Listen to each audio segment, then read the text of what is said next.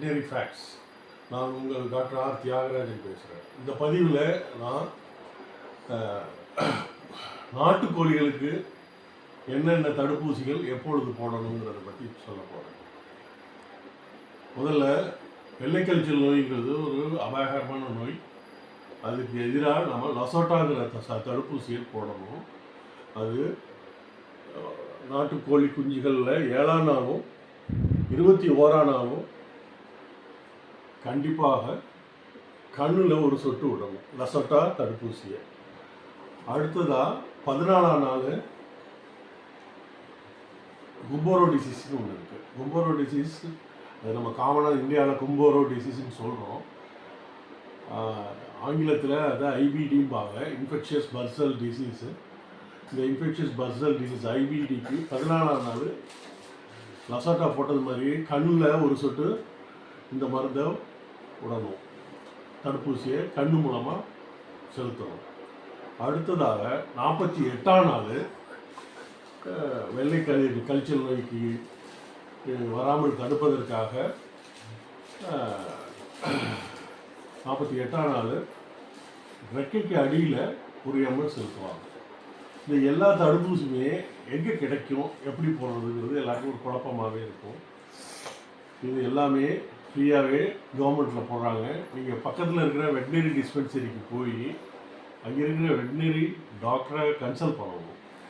எப்போ கோழிகளுக்கு வேக்சின் போடுவீங்க, எந்த தினத்தில் போடுவீங்க, வியாழனா வெள்ளியா திங்களா செவ்வாயா அப்படின்னு கேட்கணும். ஏன்னா ஒவ்வொரு வெட்னரி டாக்டரும் ஒவ்வொரு வாரத்தில் ஏதாச்சும் ஒரு நாளை தேர்ந்தெடுத்து அந்த நாளில் தான் ஊசியை போடுவாங்க கோழிகளுக்கு. வெட்னரி டிஸ்பென்சரிலேயே போர்டு மாட்டியிருப்பாங்க, பிரதி வெள்ளிக்கிழமை இங்கு கோழிகளுக்கு தடுப்பூசி போடப்படுவாங்க, பிரதி வியாழக்கிழமை போடப்படும், ஒவ்வொரு வாரமும் செவ்வாய்க்கிழமை கோழிகளுக்கு ஊசி போடப்படும் அப்படின்னு அவங்க டிஸ்பிளே பண்ணி வச்சுருப்பாங்க, நோட்டீஸ் போடுது. அதை பார்த்துட்டு அதுக்கு ஏற்றாப்புல நீங்கள் போடும். இதுக்கு காரணம் என்னென்னா, கோழிகளுக்கு வர்ற வேக்சின் எல்லாமே 50, 100, 200ன்னு டைல்யூட் பண்ணி 50, 100, 200 கோழிகளுக்கு போடுற மாதிரி தான் வரும். இப்போ நீங்கள் போனீங்கன்னா ஒரு நாளில் உங்களோட ஒரு கோழிகளுக்காண்டி 100 டோஸை டைல்யூட் பண்ணி உங்களுக்கு ஒரு கோழிக்கு போட்டுட்டு மிச்சம் 99 வேஸ்ட் பண்ண முடியாது. அதனால் எல்லா கோழிகளையும் ஒரே நாளில் வர சொல்லுவாங்க.